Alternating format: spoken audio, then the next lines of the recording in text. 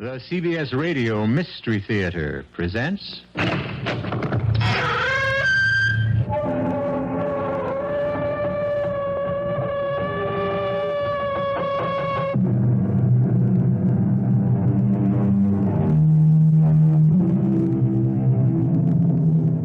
in.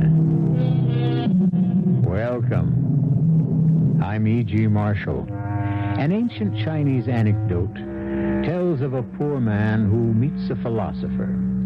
The poor man begs for charity.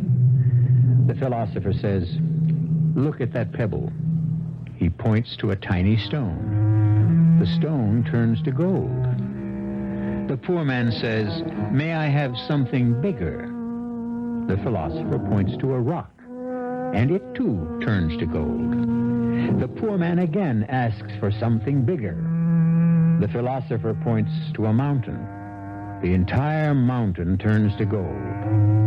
The poor man is still unhappy. Finally, the philosopher asks, "What do you want?" And the poor man replies, "I want your finger." The moral of this and the tale you're about to hear, you can't satisfy everybody. No, don't come near me. Please, don't. You'll kill me. Yes, I will. You can't get away. Don't stick me with that. It won't hurt. I don't want to die. I don't want to die. You should have thought of that before. You, of all people, you know, there's no such thing as the perfect crime. Well, that's nonsense, my dear.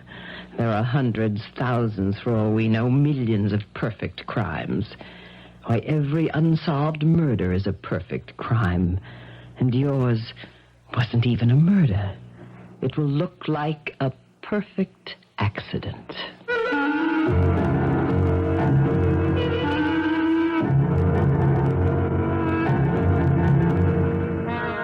Our mystery drama, I Thought You Were Dead, was written especially for the Mystery Theater by Dann and stars Arlene Francis. It is sponsored in part by Anheuser-Busch Incorporated, Brewers of Budweiser, and Buick Motor Division. I'll be back shortly with Act One.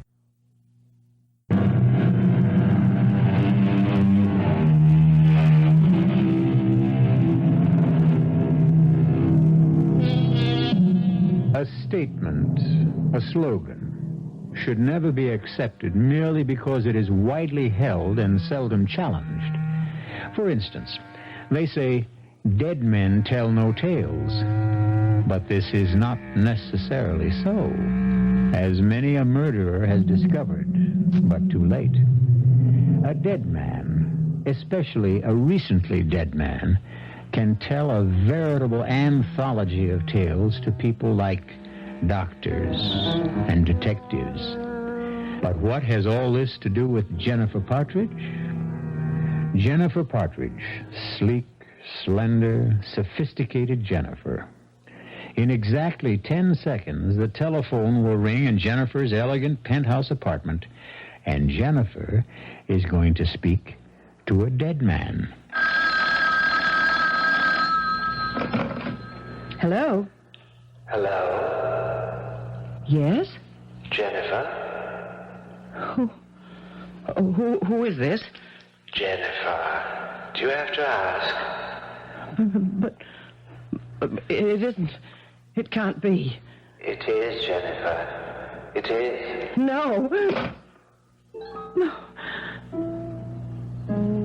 What's the matter with me? I it couldn't have been. It's crazy. How could it be Scott? I won't answer it. I won't. Yes, I will. Now listen here. What kind of obscene practical joke do you think this will... Jennifer? Oh, Paul. Now, what was that all about? Oh, some idiot. Look, is everything all right? Everything's fine. You sure? Yes, I'm positive. Well, I called because I find I have to cancel your appointment for tomorrow afternoon. I'll have to leave town for a few days. When can we schedule another appointment for you? When? Well, I know how busy you are. How about tonight? Tonight? Right now. Let me see. Well, perhaps I Please, can... Paul. Suppose I come to your place. Yes, Paul. I'll see you soon. Goodbye. Thank you, Paul. Oh.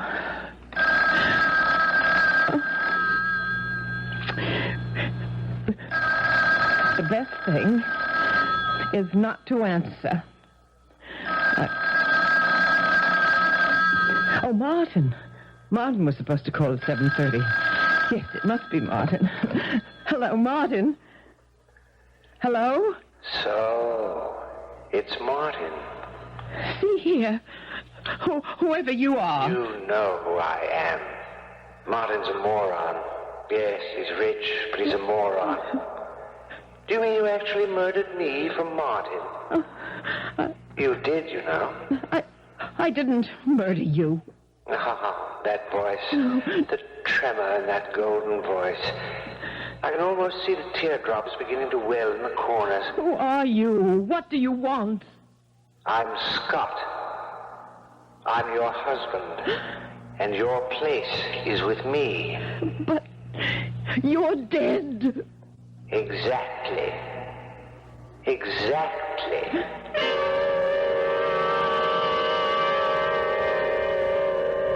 But Scott is dead. I spoke with him twice. It isn't possible. Paul, I know Scott's voice. A practical joker. Someone could imitate Scott's voice, perhaps, but But what? but not the way Scott talks. The way he forms those sentences. He has that whole circular way The of... way Scott talks, how he forms sentences, he has that circular way. You realize you're using the present tense. Because I just heard his voice. Well, I'm sure you did. Well, finally. In your mind. Oh, I see. I imagined it. That's what you're implying. Well, there are all kinds of technical terms we might use to describe this phenomenon, but imagination is as good a word as any, and it really tells the story. But I heard the phone ring. I answered it. It was Scott, and I hung up. Yes, Jennifer. Oh, please, no patronizing, please. You and Scott, the love match of the century. Of course, you miss him, and so... And so, what? And so you actually did hear the phone ring. You actually did hear Scott. And what did Scott say? He accused me of murdering him. Well, did you? Did I what? Do you think you murdered Scott? You were there when Scott was killed. You know how Scott was killed. How can you ask if I killed him? I didn't ask you if you killed him. I asked you if you think you killed him. It was an accident. I wasn't even there. That's not the issue. Perhaps you're thinking if you had been more diligent, more devoted, Scott might not have been there either. I am trying to tell you, Paul. Did the better one die? Now, in the year that Scott's been dead, how many stories have you sold? Well, I haven't really been trying to... Before you married Scott and began the famous Scott and Jennifer Partridge collaboration, how many stories had you ever sold on your own? Well, I'm having it's a case of block. Writer's block. It happens now and then. But you are writing. And Martin tells me he's having trouble. Editors complain something seems to be missing. People are starting to talk. Was Scott the real creative talent of the team? It's a lie. Now, you may be one of America's top psychiatrists, but you are still a male chauvinist. You consider the fact of a man and woman writing team, and what is your automatic reaction? The man is the one who is the true talent. I'm only trying to tell you... Never mind that just now. Let's consider what I'm trying to tell you. Yes? I'm trying to tell you I heard Scott's voice on the telephone. Scott called me on the telephone. And I'm trying to tell you why you think... Well, who could that be? Now, go ahead, answer it. Hello? Hello. Doing anything, Jennifer? I thought we'd chat. Just a minute. Paul, it's Scott. Pick up not the extension. You'll see. It's Scott. There's no one on the line. It's just a dial tone. But it was Scott. He hung up. He didn't want you to hear him. But he spoke to me. He spoke to me. Jennifer, he's dead. Is that a fact? But I tell you... Is it a fact, yes or no? Yes. Then these conversations can only be taking place in your mind. But it seems so real. So real.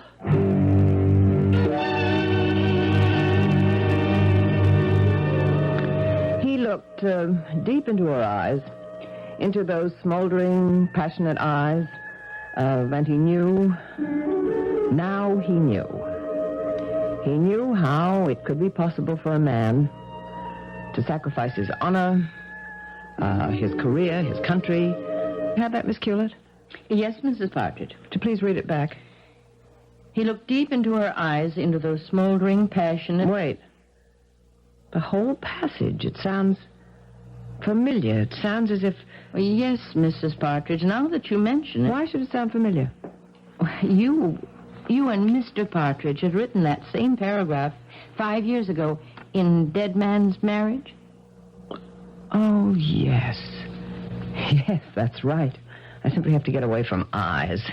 That was Scott's trick. May I come in? Absolutely not. I'm working. How's it coming? Splendidly. Level with me? Atrociously. I think you're trying too hard. What does that mean? Just relax. What did St. Clair think of the Merry Christmas caper? He thinks you're trying too hard. But I simply must You simply must what? get something published this year. Why? Isn't it obvious? People will say that Scott was the writer. I don't know of anyone who's saying that. But it's true. Now, look, Jennifer, honey, just relax. You're nervous, high-strung. Just like a thoroughbred. No, thank you. It's flattering to be compared with a horse. Well, baby, you can compare an agent with a trainer. They both have to nurse some very temperamental stock. Tell you what we should do. Take 3 months off, get married, go on a cruise. Martin, darling, we can't get married until I get something of my own published. Okay. I know you understand, darling. I understand. I'm not going to win arguments with you, so I came with a suggestion. Yes?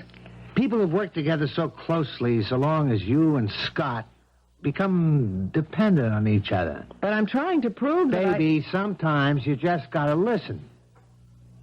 Because Scott died so suddenly, the break was so... Well, it was too abrupt, you know what I mean? You weren't prepared for it. Now, let Scott help you. What? What are you saying? The day Scott died, he told me he had just done a kind of treatment for a book called I Thought You Were Dead. What? You know how he was? He'd fill up a whole yellow pad with a storyline. Well, he said he just did something called I Thought You Were Dead. Why not finish it? I don't know what you're talking about. What? You mean you're not aware of the story? No, Scott never discussed it with me. But he said he had written 11 yellow pages. He had the whole plot. Miss Hewlett, Yes? have you seen 11 yellow pages? You know, the kind Mr. Partridge would do by hand? Oh, no, Mrs. Partridge. Yeah.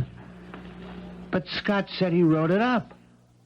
Are you sure you haven't seen it, Miss Hewlett? No, sir. And I generally know where everything is. Jennifer, you have to write it. But Martin... Look, this whole thing is psychological. For years, you and Scott worked together. He became a habit with you. Well, not everybody can quit a habit cold turkey, so move away from him gradually. See what I mean? But we don't even know where the outline is. It has to be in the house. We'll turn the place inside out and upside down. We'll find those 11 yellow pages. Now, let's start looking.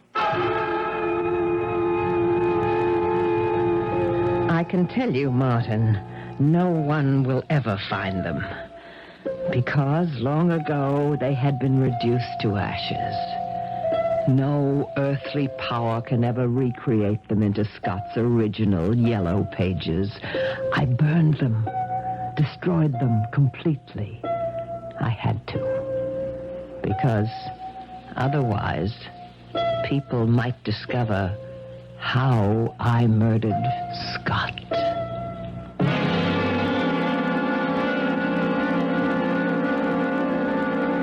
The Partridges, Scott and Jennifer. Year after year, best-selling novels and award-winning stories would stream from their typewriter. Why should she murder the source of all her wealth? Why? Simple. Didn't you ever hear the story of the goose that laid the golden eggs? We'll have some interesting little nuggets for you when I return shortly with Act 2.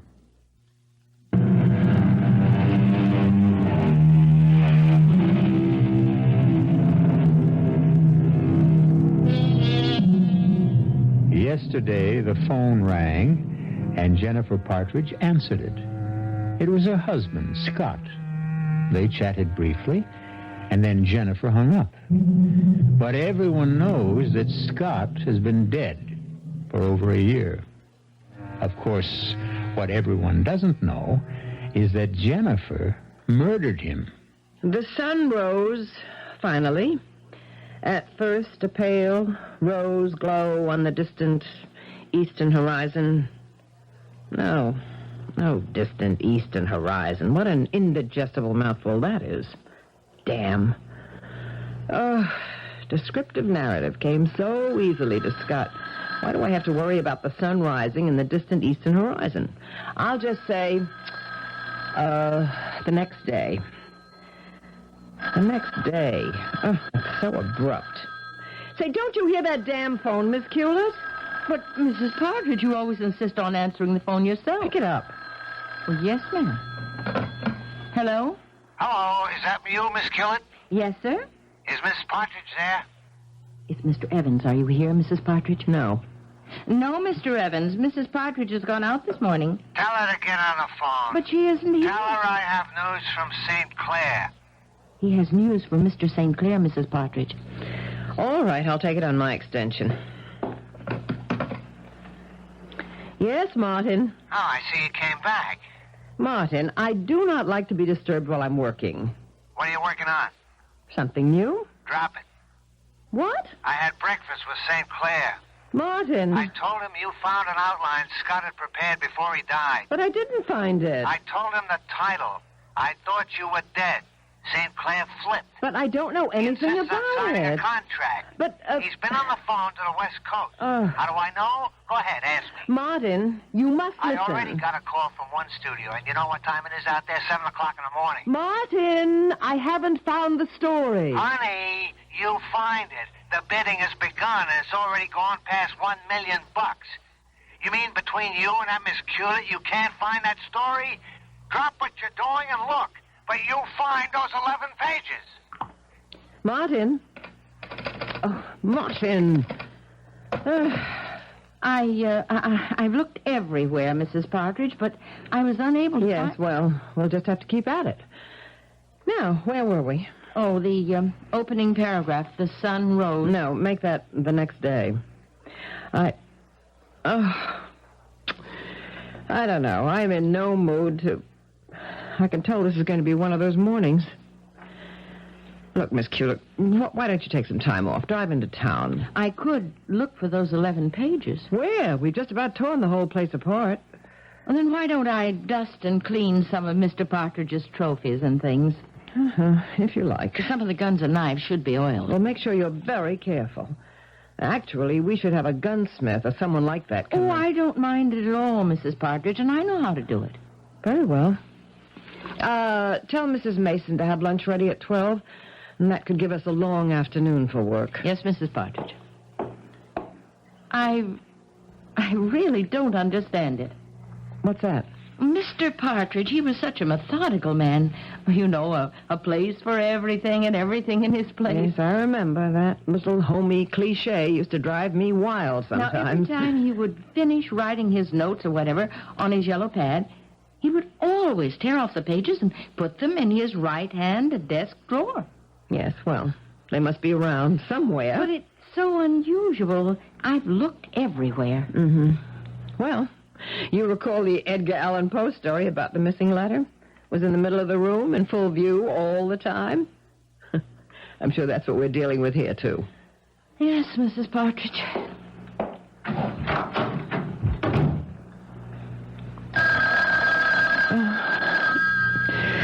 Oh, all right. All right. I'm not afraid. Hello? Hello, darling. Scott? Yes, darling. It's Scott. Who are you? What do you hope to gain by... Dearest, I miss you. What are you after? Have you won the Nobel Prize for Literature yet? Now you're listening. Now you're willing to believe. I am not willing to believe. But Scott would know. I held you back, yes. I kept you from expressing your genius. I restricted you to trivial little detective potboilers. I made you fritter away your talent. Scott! Well, express yourself. Oh, you fool, you adorable fool. Neither of us can make it without the other. All right. Whoever you are, you have a game. You want something. What is it? I want you, Jennifer. I love you. We were so good together in every way. What do you want? You refuse to believe I'm Scott. So now you caught me off guard yesterday, and I was feeling low. But today I can laugh at a practical joke, even if it is in horrible taste. Do you want me to prove I'm Scott? How could you prove? Who but Scott would know why you destroyed my yellow page outline? You're listening. You're listening now, aren't you? I don't even know. I don't know what outline you're talking about. How she kills her husband. And I left it lying around. I didn't think you'd use it to kill me. I didn't. Well, it doesn't matter now, darling. It doesn't matter. I've already forgiven you. We need each other. We're incomplete apart. I can't come to you. No. Therefore, you must come to me. I didn't kill you. Must I tell you how you killed me? No. Perhaps I'd better. No. You seem to have forgotten. Please. That morning, I had a date to go duck hunting with Paul and Martin and... No, don't. And I took the 12 gauge and... No. No.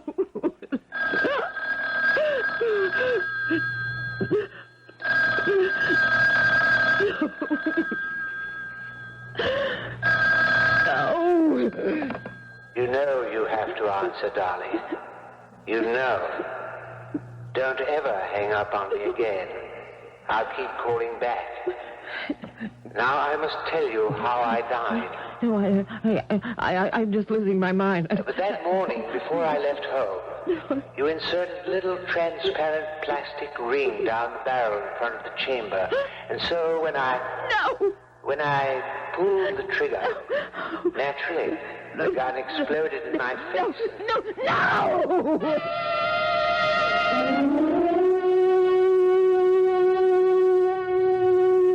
Miss Hewlett found you lying on the floor. Oh, it's Scott, Paul. I tell you, it's Scott. Jennifer, I think you need a rest. Of course I do, but that won't solve the problem. Now, please, stop fighting me. I can't indulge you in this childish fantasy. But let me tell you why it is Scott. Just listen. Not only is it Scott's voice... Which an actor can imitate. But it is Scott's diction, his idiom... Also well known from Scott's writing and broadcasts. But there are things that were known only to Scott and me. How we felt about our writing and the quarrels that we had, and even... Yes? Even an outline that no one else could know about. Well, I knew about it. Scott mentioned it to me and to Martin that morning. Well, you too. You were the only ones who knew. All right, Jennifer. Let's face it. These conversations, they really are taking place, but in your mind. Paul, you simply have to believe that Scott is on the telephone. Guilt and remorse. First, you thought Scott was holding you back, getting a free ride on your talent. I never said... You're talking to me, Jennifer. You wanted to be free of him. An accident happened. Scott was killed. Your wish came true. I never wanted Scott to Not be killed. consciously. Never. But when he died, that wish did come true. But you were wrong. You can't work without Scott. But I spoke to Scott. I'll tell you who's on the end of that phone. I'll tell you to whom you're speaking. To your guilty conscience. Admit it. And then face it and fight it. I can write without Scott. You believe it, don't you, Paul? I mean, you do. You believe it? Of course you can. But you can't work here, not in this house. Why? Well, this isn't a home, it's a museum. Every room is dedicated to Scott. Weapons, souvenirs, pictures. Scott always insisted on having the things he wrote about in front of us all the time. If we were going to poison someone, we'd have that bottle in front of us with the poison in it, and we'd fill the bottle and we'd make it mean something dynamic. And that's why we have all these things, all these spears and these knives and these guns and everything. I agree. Realism is great. But get rid of everything in this house that you can associate with Scott. See, I still love Scott. Clear the house of all this junk. But how can I part with the things that have... You'll never be free of Scott as long as everything around you reminds you of Scott. Oh.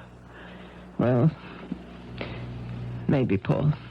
You may just have something. Another thing. You might get rid of Miss Hewlett. Miss Hewlett? But she's a perfect gem. And she's one of the reasons you're trying too hard. Miss Hewlett? Why, most of the time I hardly know she's there. And I'm afraid, subconsciously, you're thinking she's comparing you with Scott. Oh, that's true. That is true, and I never thought of it. But, I mean, she's given us 10 faithful years. How do I know. I'll tell her I'm going on a long trip. And I'll give her a year's pay. 2 years' pay. Be generous and be kind. Just remember, for years now, she's had no other life except working here for you and Scott. Yes, I'll be very considerate of her feelings. The poor thing.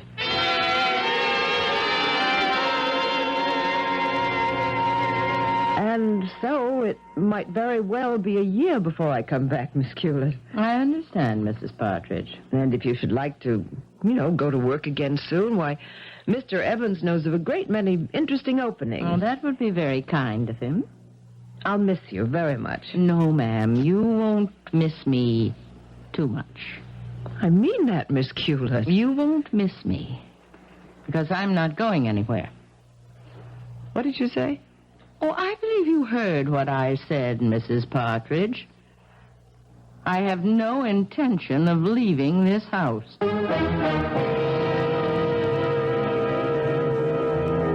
Now, what's this?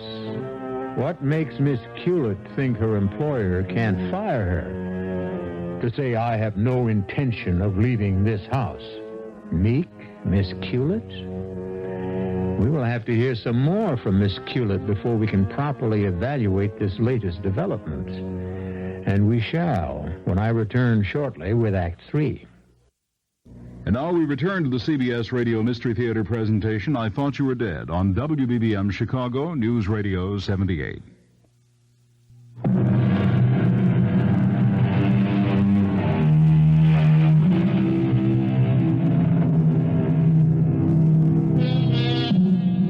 For 10 years, mild, modest, and self-effacing Miss Hewlett has been secretary to the Partridges, Scott and Jennifer. Now Jennifer's doctor has ordered Jennifer to revamp her entire life. Get rid of everything that could remind her of Scott. Everything and everyone. But the most astounding thing has just happened. Mousy Miss Hewlett refuses to be fired. I am not sure I heard what you said, Miss Hewlett. I said I have no intention of leaving this house. That outline Mr. Partridge wrote, those 11 pages of handwritten notes. Well? I found them. You found them? Yes, Mrs. Partridge. But that's Impossible? Were you going to say impossible? I know. You destroyed them. But I found them before you burned them, and I made a copy. I see. What do you want, Miss The Culis? notes explain how a man was killed when his wife tampered with the chamber of his shotgun. That's not proof that I... Let's think for a minute and decide what it is. Your husband's shotgun exploded in his face, killing him. He had written a story explaining how it could be done.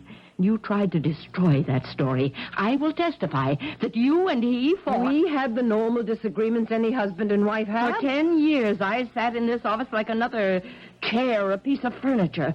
The invisible Miss Culet. I was a machine and took down everything each of you said, and you said everything in front of me. Everything, as if I didn't exist. What do you want? I want things as they are right now. I don't know what that means. I want you to keep living in fear, filled with fright, worrying, wondering what I'm going to do about you. That's all you want? It's enough. Why? What did I ever do to you? What did you ever do to me? Oh, how dare you ask that? I ask because I don't know. You killed a man I loved. The man you loved? You killed Scott Partridge. He didn't even know you were alive. Does that matter? Can you live without the sun? Does the sun know you're alive? You loved Scott? Love? Oh, what a weak, fragile word. I adored him. I worshipped him. And you killed him. You killed him. I don't believe you. Why did I stay here all these years?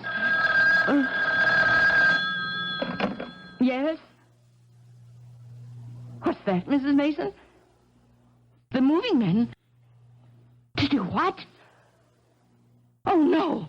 No, there must be some mistake.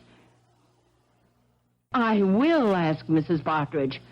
Mrs. Partridge, Mrs. Mason says movers are here to take away all of Mr. Partridge's things.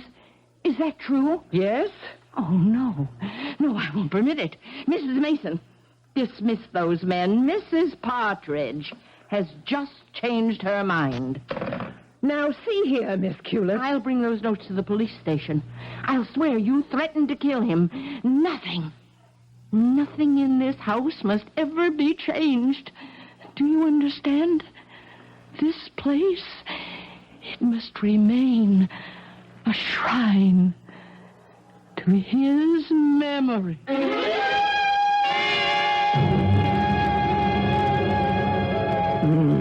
No. No, I don't care. I know I'm better. I was always better. I'll kill her. I'll kill her too.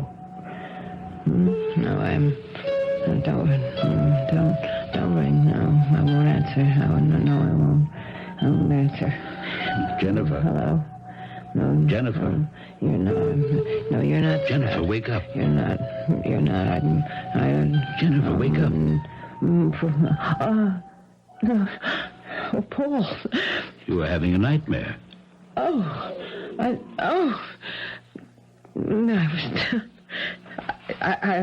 was trying to put some notes together, and I just must have fallen asleep. But what are you doing here? Well, I happened to be in the neighborhood. I thought I'd stop in and check on you. Now, Jennifer, what's the meaning of all this? All what? Well, I thought we'd agreed to transform this house from a museum, from a memorial to Scott, into a home for you. Well, and Miss Culet. She's downstairs cleaning a revolver. Why is she still here? Because... Yes, because? Because that's how I want it. Something's not right. The way Miss Culet smiled at me when I came in here today. Yes, Miss Culet. As if she knows something. But that's not what I find strange. Miss Culet. Miss Culet. Hidden facets in Miss Culet. It's not so much that I noticed the smile. It's not the fact... It's the fact that I noticed Miss Culet. That's it. I noticed Miss Culet. Jennifer, why didn't you fire her? Because I choose to keep her. There's something about that woman. I'll deal with Miss Hewlett. What does that mean? Look, let me go back to work. Jennifer, the wastebasket is overflowing. Yeah, I'm going to keep trying. Well, try to analyze your problem. What's blocking you? Do what Scott would do. Don't you dare mention his name. Learn from Scott. When faced with a problem, how would Scott approach it? Scott would say 3 magic words. And what were they? Who, why, how. Who, why, how.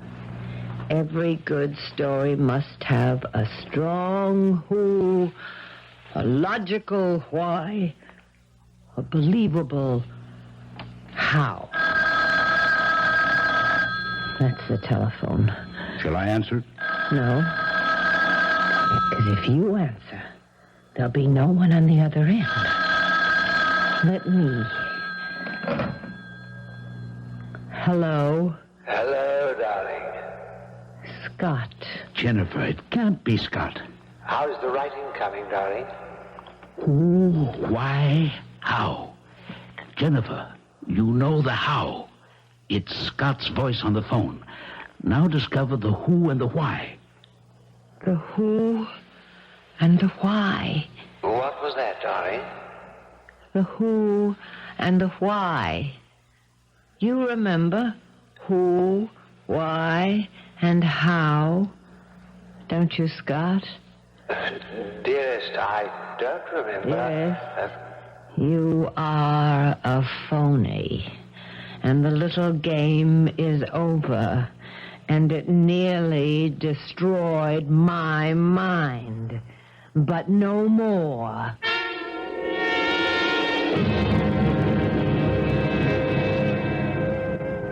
Miss Hewlett, I would like you to take some dictation.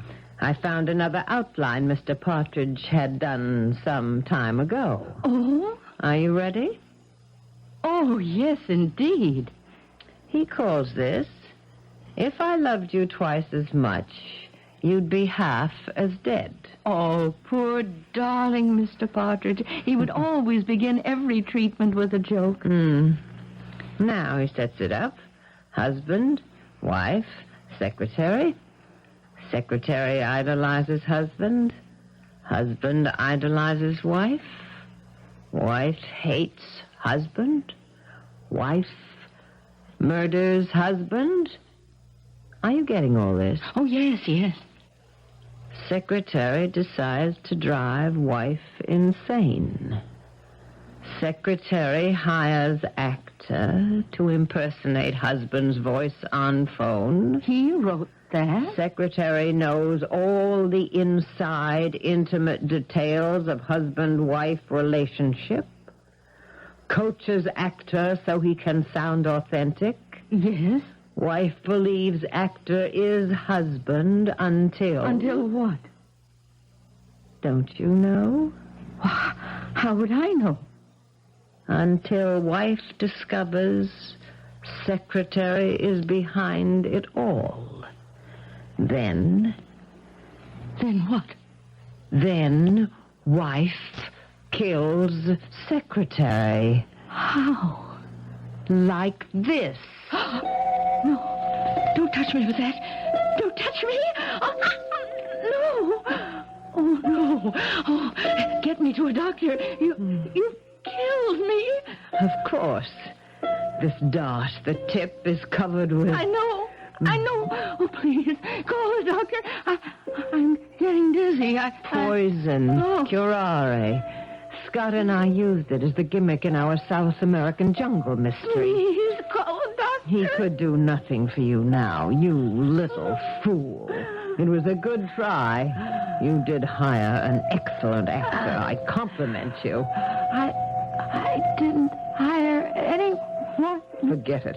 But I didn't. What do you mean you didn't hire anyone? Who else if it wasn't you? It wasn't me. Then who? Why? How? Miss Hewlett!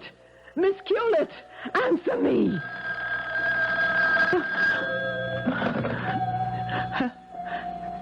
Hello? Darling, No. why did you kill her, poor thing? Oh, please. Who are you? Who else could I be? Scott? Scott!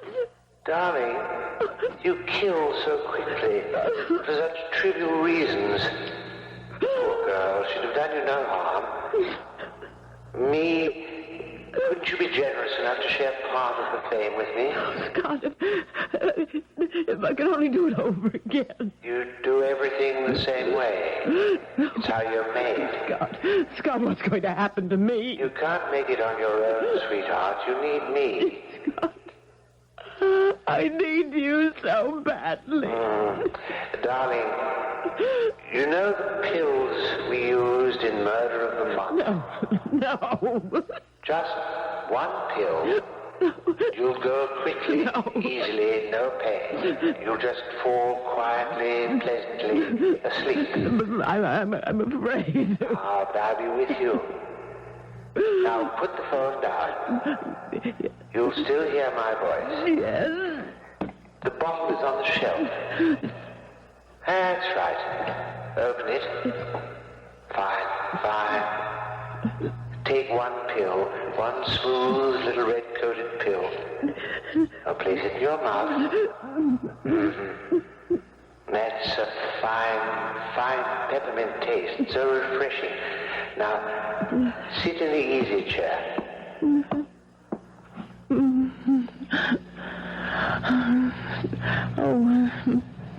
Scott,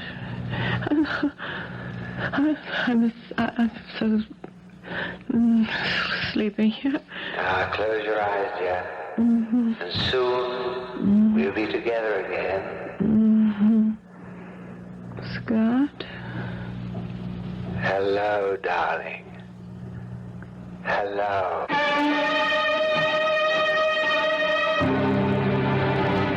And hopefully they are together again. Not just the two of them, but the three of them. After all, they need Miss Culett, too. And they're probably writing mysteries upstairs for the heavenly version of Mystery Theater. So when you go to your just reward, you won't have to miss your favorite program.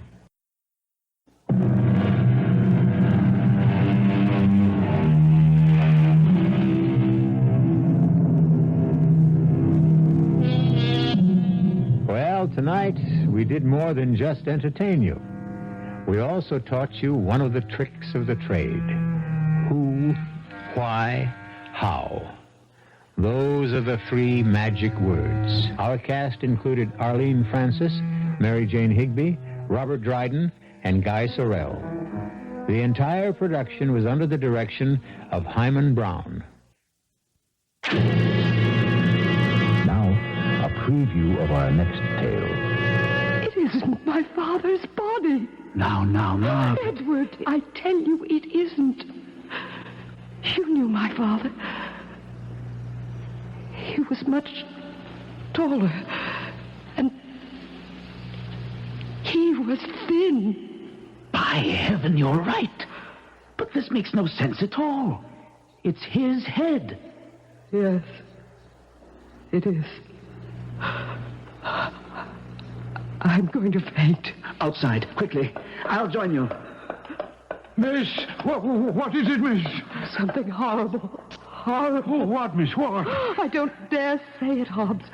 I don't dare think it. Mr. Somerset, sir, what is it? What is it in there? The thing in the coffin. It's Sir Simon's head, but not his body. Radio Mystery Theater was sponsored in part by Buick Motor Division and Anheuser-Busch Incorporated, brewers of Budweiser. This is E.G. Marshall inviting you to return to our Mystery Theater for another adventure in the macabre.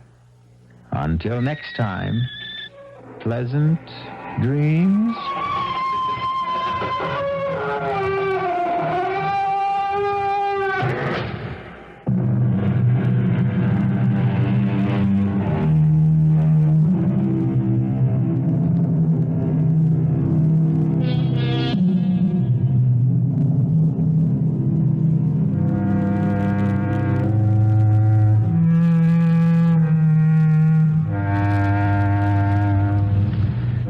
CBS News is next on WBBM Chicago News Radio 78.